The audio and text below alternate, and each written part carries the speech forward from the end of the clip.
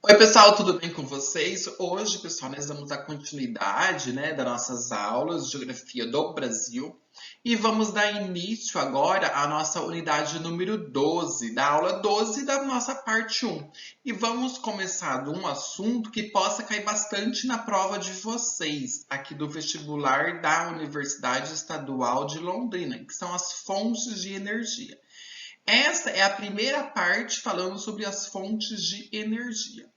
Antes de iniciarmos a nossa aula de hoje, vamos ver os principais assuntos que nós vimos da nossa aula passada, que foi sobre os domínios morfoclimáticos, quando nós fechamos esse assunto. Então, a gente viu sobre a caatinga, nós vimos sobre a araucária, o domínio da pradaria e as faixas de transição, Então, nós vimos 4, finalizando todas elas. A caatinga, a gente viu que os regimes de chuvas, elas são irregulares e lá também predomina um clima semiárido. Os relevos de lá têm como características depressões sertanejas do São Francisco. Os solos são férteis e outras com coberturas com baixo teor de nutrientes e pedregosas. E principalmente com a presença de espécies de baixo e médio porte, chamadas de caducifólias. Então, essas são as principais características do domínio morfoclimático da caatinga. Já sobre a araucária, a gente viu que ela está em clima subtropical, o solo é elevado grau de fertilidade, lembre-se, as terras roxas, elas estão nessas áreas. Os terrenos são elevados, que formam os planaltos e chamada também de chapadas. Já o domínio da pradaria, pessoal, ele está num clima subtropical, com temperaturas amenas e frias. O relevo dessas regiões recebe o nome de coxilha, como caracterizada por feições suavemente onduladas e planas. Essas áreas estão lá no extremo do estado do Rio Grande do Sul, no extremo sul do estado do Rio Grande do Sul. E as faixas de transição, quais são?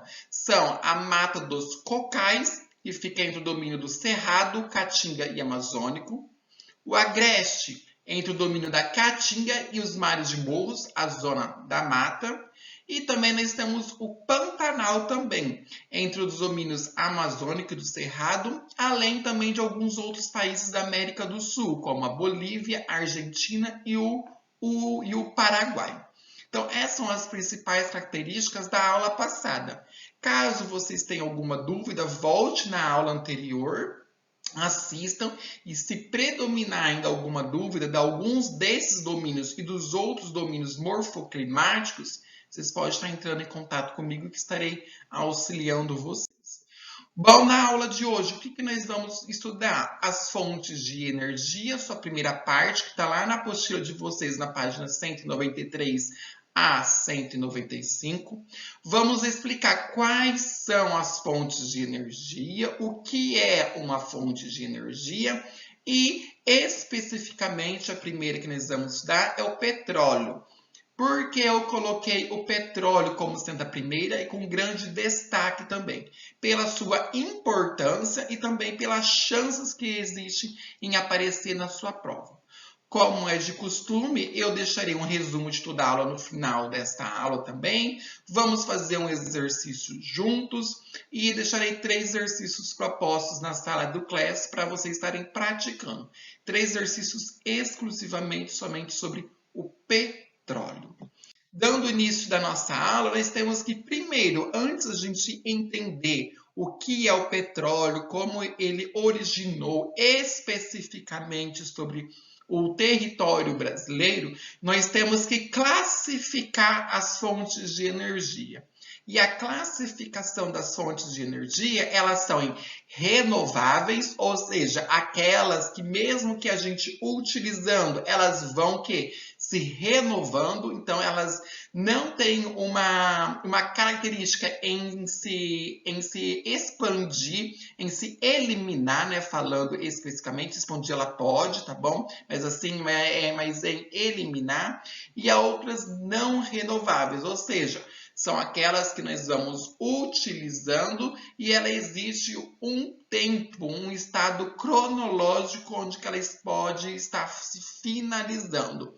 Por muitas vezes as energias não renováveis, elas podem se renovar, mas o tempo dessa renovação dela é muito lento e o consumo de nós, seres humanos, é muito elevado. Por isso que algumas delas são não renováveis. Bom, quais são as energias renováveis e as não renováveis? As energias renováveis são a biomassa, a energia hidráulica, a energia solar, a energia dos ventos e as outras. Ou seja, são a biomassa, a eletricidade, a energia solar, energia eólica, entre outras disponíveis também. Quais são as energias não renováveis? O petróleo, o carvão mineral, o urânio, o xisto betuminoso. O petróleo, pessoal, por muitas das vezes, alguns cientistas eles afirmam que ele pode ser renovável. Porém, para ele ser renovável, ele leva centenas e milhares, até mesmo milhões de anos. Como o consumo de petróleo ele é muito alto, né, porque nós utilizamos para centenas de produtos, ele acaba se tornando um produto não renovável. Por quê? O consumo ele é maior do que a sua faixa de renovação. As principais fontes de energias atuais aqui no território do Brasil especificamente, porque em outras localidades do globo, a professora Heloísa ela vai trabalhar também com vocês. São a energia hidroelétrica, a do petróleo, a carvão de mineral, os biocombustíveis, além de algumas outras utilizadas em menor escala, como o gás natural e a energia nuclear. Então, durante as próximas aulas, as próximas 3 aulas, nós vamos somente falar sobre as fontes de energias especificamente do Brasil. Então, vocês vão observar que algumas delas nós não vamos descrever. Eu posso até falar para vocês que existem, como eu falei de algumas agora, mas aqui no território do Brasil a gente não utiliza. Então, é por isso que por muitas vezes eu não vou trazer este assunto nas nossas aulas. Mas a professora Heloísa, que trabalha com geografia geral, ela vai mostrar, ela vai descrever, vai exemplificar esses tipos de energias e aonde que eles são utilizados também. Então, aqui eu fiz um esqueminha para vocês estarem olhando agora, né, para ficar mais claro para vocês quais são as energias não renováveis, que eu já dei o exemplo, e as energias renováveis. Então, as não renováveis, o petróleo, o gás natural, o carvão e a energia nuclear. Quais são as energias renováveis? Biomassa, hidrelétrica, energia eólica, a solar e a energia geotérmica, que é um exemplo de energia que no Brasil nós não utilizamos. Porque nós não temos vulcões aqui no Brasil, tanto ativos quanto não ativos. Então, este é um exemplo, como eu mesmo disse, eu não vou citar nas nossas aulas. Só informei para vocês que existe, mas a professora Heloísa, no longo das suas aulas, quando ela chegar nesse tema sobre fontes de energia, ela vai acabar falando que elas existem e aonde que alguns países utilizam. Tá bom? Aqui está a matriz energética, ou também classificado como matriz elétrica brasileira de 2019. Então, essa daqui é a brasileira, que ela está classificada. E essa daqui, eu vou fazer um exemplo aqui de M de mundial. Então, quais são as médias brasileiras e quais são as médias mundiais? Como que nós utilizamos cada parte dos tipos de energia? Lembrando que este daí é um gráfico em formato de pizza, né? É muito comum cair em vestibular. E ele chega até 100%. Se vocês forem somar 60, 8,4, cada porcentagem, ele vai dar um total de 100. Mesma coisa o outro. E dentro desses 100%, como que é dividido a matriz energética, ou podemos utilizar também como matriz elétrica brasileira, e a N ali que eu coloquei, a de mundial. Vamos ver em 2019, porque é o último relatório que foi divulgado, né? Em 2020, 2021, nós tivemos o Covid-19, a pandemia, e não foi divulgado os outros dados. Mas nós temos alguns já disponibilizados, que é dos anos anteriores. Então, a matriz elétrica brasileira, em 2019, 60%, quase 61%, vinha o que? Das hidrelétricas, ou hídrica, né? Que é o quê? Os rios, principalmente, né? Olha só a importância que nós temos. Aí daí entra um caso muito importante, é o que nós estamos passando, a crise hídrica. Por que que a energia está subindo muito? Por que que ela subiu muito? E a tendência é que ela continue subindo por mais alguns tempos, até os reservatórios eles encherem novamente, né? Ou eles chegarem a um ponto de equilíbrio. Porque a nossa fonte de energia elétrica, ela vem da hídrica, né? Nós dependemos dos rios, dependemos das chuvas, dependemos que as pessoas elas não desmatem as áreas verdes próximas aos rios, senão os rios secam. Então, nós vamos ter o problema da crise hidrelétrica. A outra muito importante, aqui está principalmente sobre os estados do Nordeste, entre eles Rio Grande do Norte, Pernambuco, Ceará, Piauí, a Bahia um pouco, é energia eólica a partir do vento. A biomassa, 8,4%, perdão, vem aonde que estamos principalmente? Região sul, sudeste, alguns estados, é muito predominante. E algumas energias, entre ela a eólica e a biomassa, são as que mais crescem atualmente aqui no Brasil. Depois nós temos o quê? O gás natural, 7,6%, o petróleo 5,1%, carvão mineral 2%, solar fotossintética. Essas daqui, pessoal, solar fotossintética, são aquelas placas que nós temos em algumas residências, apenas 1,3%. Seria muito importante se o governo conseguisse abaixar os impostos, baratear essa energia, porque o que? Ela é rápida, nós podemos ter uma solução até de médio prazo sobre a crise energética, principalmente sobre as residências brasileiras. Mas, como ela é muito cara, os impostos é muito elevados, para você comprar um equipamento e instalar é muito elevado, ela se torna muito cara. Depois nós temos o que? A nuclear, que está lá sobre o estado do Rio de Janeiro, né? Principalmente, nós temos a Angra 1, 2, 3 e 4. Outros fósseis, daí no caso, representa 0,1 e assim sucessivamente. E a importação, nós importamos principalmente da Argentina, Venezuela, Uruguai, também nós importamos, principalmente nessas épocas de seca, as matrizes energéticas, né? Principalmente a energia elétrica, né? Então, esta é a divisão de 2019, como está dividido a nossa matriz energética, né? Ou a matriz elétrica brasileira, né? E no mundo, vocês vão ver que ele é diferente no mundo. O carvão e o mineral representam 26,9%, enquanto aqui no Brasil, olha só, o carvão mineral representa menos de 2%, ou 2% é nítido. Biomassa, 9,3%. No Brasil, biomassa, 8,4%. Hidráulica, olha só, pessoal, hidráulica, 2,5%. No Brasil é 60%. Olha a diferença. A nuclear é 5% de todo o globo, 5%. Aqui no Brasil, a nuclear, pessoal, é 1,1%. Petróleo e derivados de petróleo, 31,5%.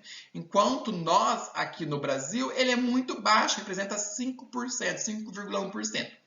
Por que, pessoal, que ele é muito maior, algumas fontes de energia em algumas localidades no globo, e aqui no Brasil é menor? Principalmente nos países, né, que estão sobre a Europa, Canadá, Estados Unidos também, grande parte dele, né? Rússia, eles utilizam o carvão, mineral, petróleo e os seus derivados pela questão climática. Eles não conseguem, eles não têm, por exemplo, nessas áreas, grandes rios ou rios que se possa construir hidrelétricas, como é o caso aqui do Brasil, né? São países muito frios, onde também eles não conseguem produzir grande quantidade, principalmente de milho, daí no caso, para eles estarem fazendo o quê? A sua biomassa, né? Transformando o milho em uma energia de biomassa também, né? Ou a mamona também. Muitos países, eles plantam a mamona, daí no caso, para eles transformarem em biomassa. Ele extrai aquelas sementes que tem sobre a mamona e se transforma-se em energia, né? Então, é muito caracterizado pelas suas localizações. Por isso que alguns países utilizam-se o carvão mineral e o petróleo e os seus derivados para a produção de energia. Falando especificamente sobre o petróleo, antes da gente falar sobre o petróleo especificamente aqui do Brasil, nós temos que saber o que é um petróleo, como que ele se forma.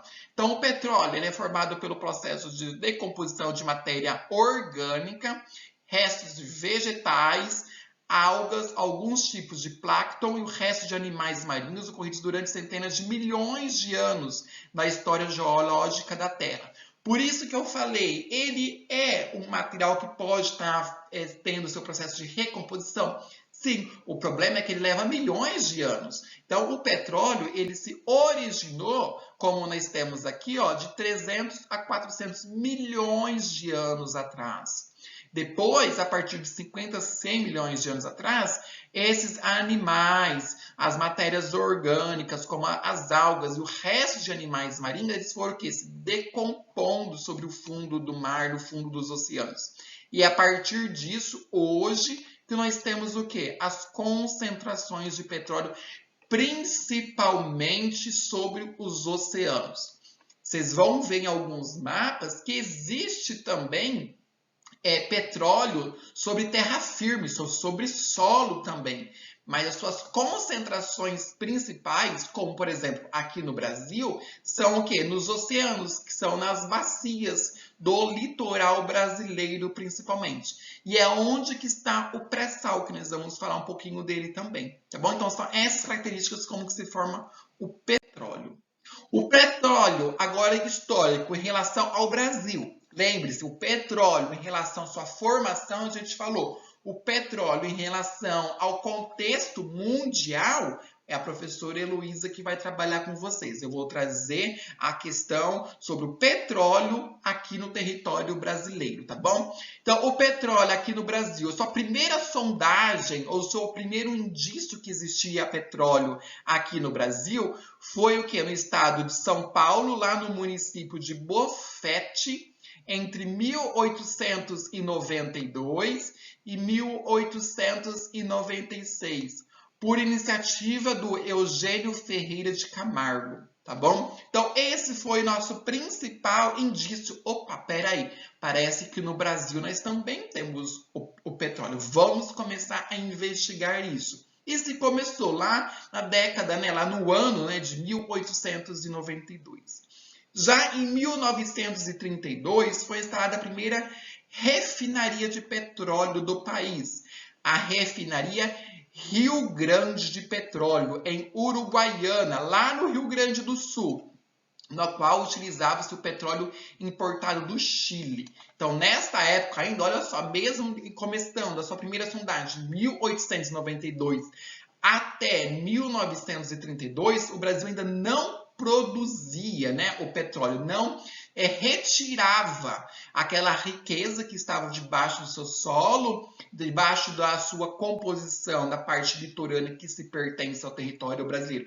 Não se conhecia, tinha pouquíssimos indícios, né, até 1932. Então, o Brasil instalou uma refinaria lá na cidade de Uruguaiana, no Rio Grande do Sul, importava o petróleo cru, que nós chamamos, né, daí no caso, quando se retira o petróleo em alguma determinada área, ele se retira o petróleo cru. E a partir daí que daí, no caso, eles começam a fazer todo o refinamento do petróleo e faz a sua distinção de combustíveis, de produtos derivados do petróleo. Foi somente em 1932 que foi descoberto o óleo em Lobato, em Salvador, no estado da Bahia. Então, vocês podem ver que quase, pessoal, 70, 80 anos, a partir dos primeiros indícios que existia o petróleo sobre o território brasileiro, é que se confirmou que no território brasileiro se tinha o petróleo. Lá na cidade de Lobato, em Salvador, né? Lá no estado da Bahia. Então foi Lobato que descobriu em Salvador que no estado da Bahia nós tínhamos o petróleo. Foi a partir daí, da sua confirmação, peraí, o Brasil tem petróleo, vamos começar a pesquisar mais. E se começou a pesquisar no território brasileiro como um todo, e depois que se foi confirmar que existia também sobre a parte oceânica.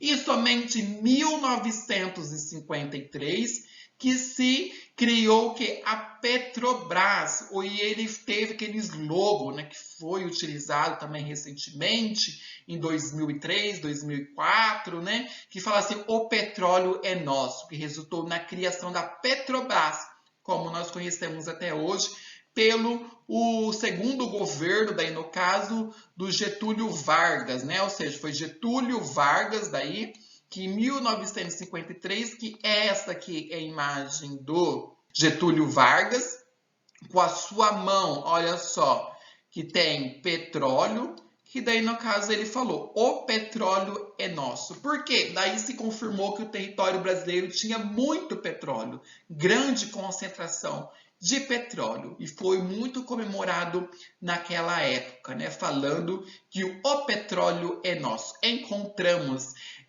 o ouro preto, como eles chamavam, né? Era o ouro preto, porque ele valia muito naquela época e ainda vale ainda até hoje, né? O petróleo ainda no mercado internacional. Um país que tem um petróleo, ele está muito adiante dos outros países, porque ele tem uma riqueza muito grande, né? Ele pode parar a sua produção e esperar o valor do petróleo ele aumentar para ele estar vendendo este petróleo, né? Então, uma riqueza muito grande, né?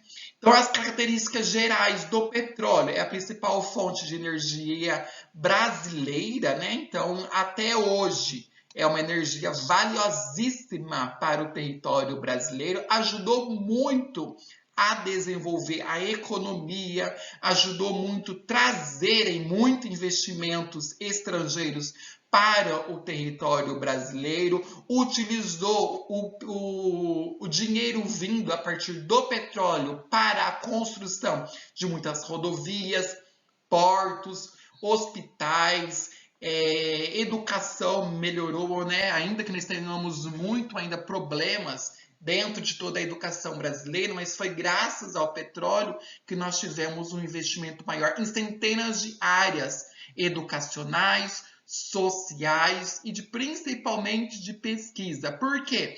A Petrobras, ela não somente extrai petróleo e revende o petróleo, principalmente o petróleo cru, mas sim, existe muita pesquisa em cima, né? Então é muito valioso. As principais bacias petrolíferas aqui do Brasil, pessoal, são que a bacia de Campos, a maior do Brasil, a bacia de Santos, a bacia do Espírito Santo e a bacia do Recôncavo Baiano, né? Então essas são as principais bacias que nós temos aqui no território brasileiro. Foram descobertas grandes reservas de petróleo na camada do pré-sal, no fundo do oceano do litoral de Santos, do Espírito Santo e posteriormente até Santa Catarina.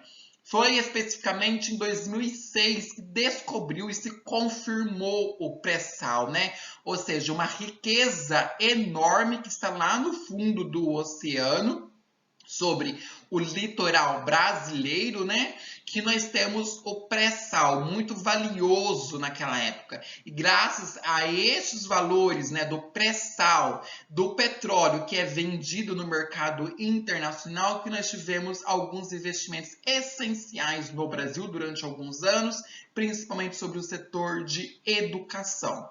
O pré-sal é uma camada espessa de camada do sal, né? Ou seja, uma rocha salina englobando as rochas sedimentares. Por isso que nós temos o nome chamado pré-sal. Então aqui eu trouxe para vocês algumas imagens que caracterizam onde que está o pré-sal. Olha só, começa sobre Espírito Santo e vai até o litoral de Santa Catarina, né? Ele tem uma dimensão de, daí, no caso, 800 quilômetros e na sua borda maior é de 200 quilômetros, né? Então, essa camada do pré-sal. E aqui eu trouxe uma outra imagem para vocês estarem vendo a profundidade, né? Que é até de 6.000 metros, que daí no caso as plataformas, ou seja, uma tecnologia muito importante utilizada principalmente pela Petrobras para se pegar e extrair a camada do pré-sal. Então nós temos a camada pré-sal, a camada do sal e a camada pós-sal. E aqui está o oceano, né? A camada pós-sal, nessa região se encontra a maior parte das reservas brasileiras de petróleo e gás. E a camada pré-sal, camada profunda, onde se encontrou o petróleo a ser extraído. O petróleo fica armazenado nos poros das rochas, né? Então, eles retiram esse petróleo a partir dos poros das rochas. Então, tem que ter muita tecnologia para se extrair esse petróleo dessas profundidades, que em média é 6.000 metros, tá bom? E aqui é uma outra imagem também que eu trouxe para vocês verem como isso está localizado também o petróleo na camada do pré-sal, né? Ou seja, nós temos o fundo do mar, a camada pós-sal, a camada do sol, a camada de sal, a camada do pré-sal e o petróleo, né? Que fica toda, ó, nessa área mais escura, aqui onde que elas se localizam. Né? E aqui tem a distinção de cada espessura, né? As características, né? Sua profundidade, né? Olha aqui, lá ele colocou até 6.000 metros, agora nesse desenho já tem até 7.000 metros. Então depende o autor como que ele vai caracterizar, né? Mas na média é 6, 7, 7,5, né?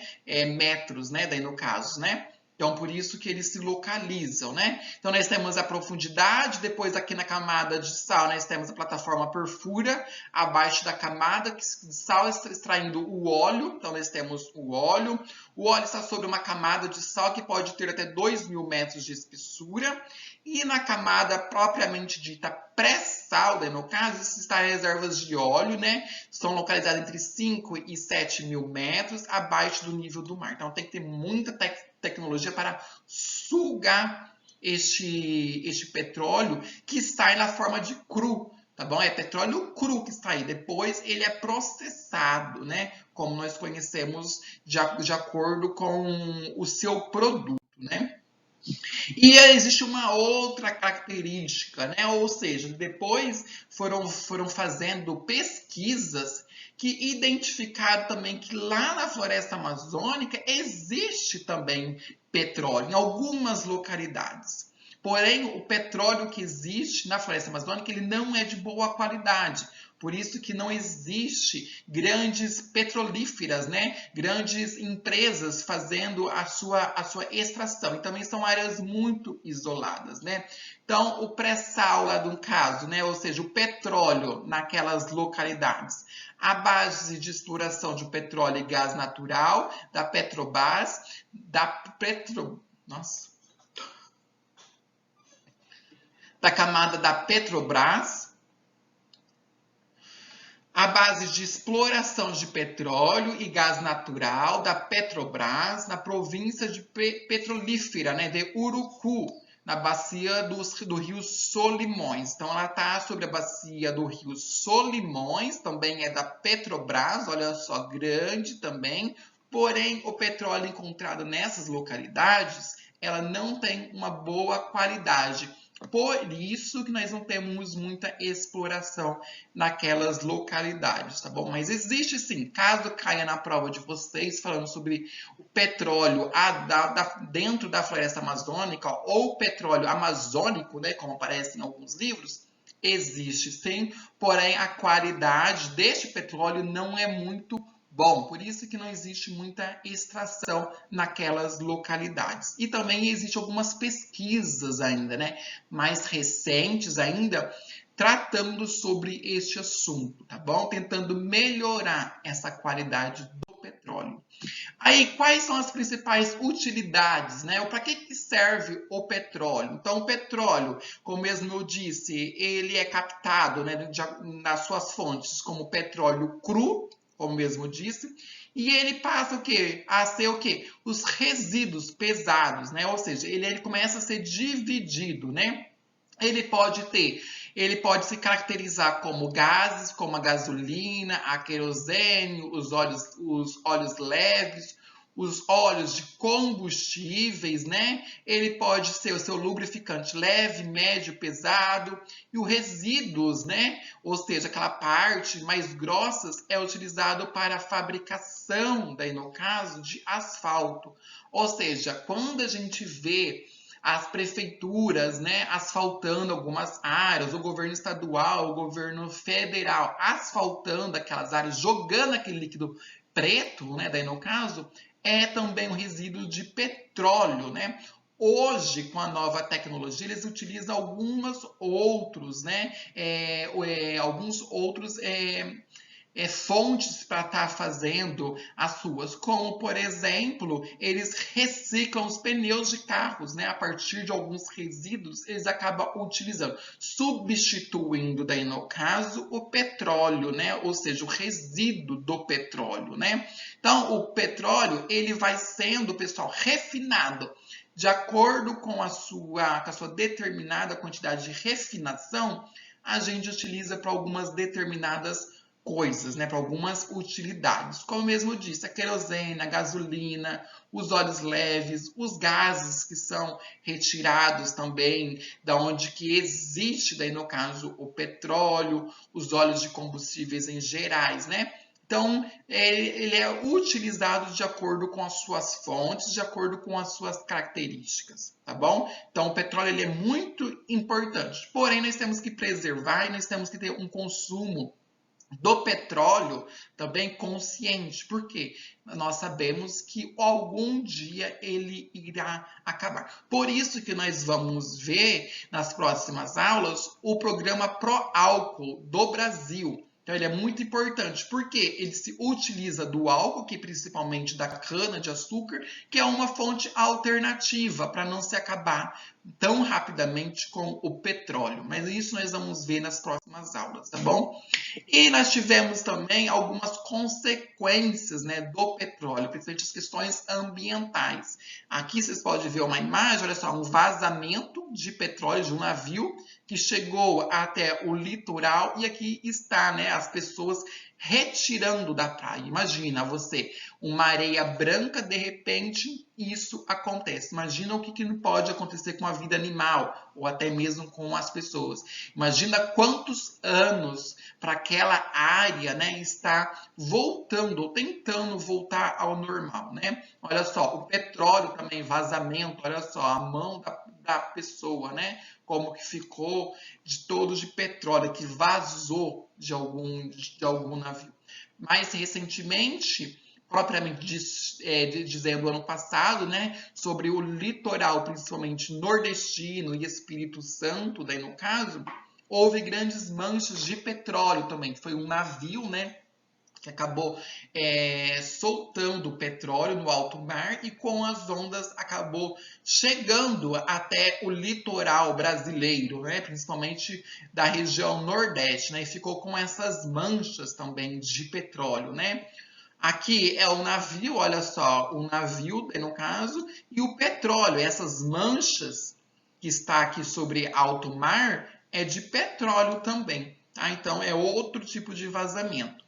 E aqui é uma ave, olha só, as características de uma ave, né, que teve o que? O vazamento de petróleo e essa ave foi e acabou sendo atingida. Esses seres, né, no caso, né, esses animais e toda a biodiversidade que está nessas localidades, eles acabam morrendo, pessoal. E até voltar como era antigamente leva centenas de anos, né? Mesmo a população tirando, né, todo o óleo, mas esses animais aqui maioria deles acaba morrendo. E não somente os animais, também as plantas morrem, né? Porque o petróleo é muito pesado, tem muitas substâncias químicas. Então eles acabam o quê? Morrendo. E também, pessoal, acontece por muitas das vezes os acidentes também, né, de caminhões em rodovias, que acaba indo o líquido, né? Pode ser a gasolina, pode ser o petróleo cru mesmo, indo para alguns rios e acaba poluindo, né? E quando este líquido acaba indo em algum rio que abastece a cidade, o prejuízo é enorme, né? Nós temos que parar com a produção de águas nessa cidade, nessas localidades, porque a população não pode tomar daquela água. Por quê? Ela é altamente o quê? Contaminosa. As pessoas podem chegar até mesmo a morrer se tomar uma água contaminada com petróleo.